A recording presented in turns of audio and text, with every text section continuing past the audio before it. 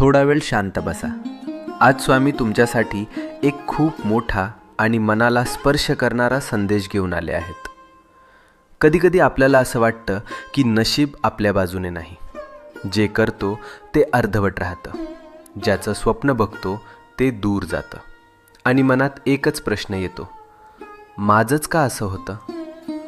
पण आज स्वामी सांगतात, तुला जे हवं आहे ते तुला मिळणारच आहे. तुझे प्रयत्न वाया जात नाहीत.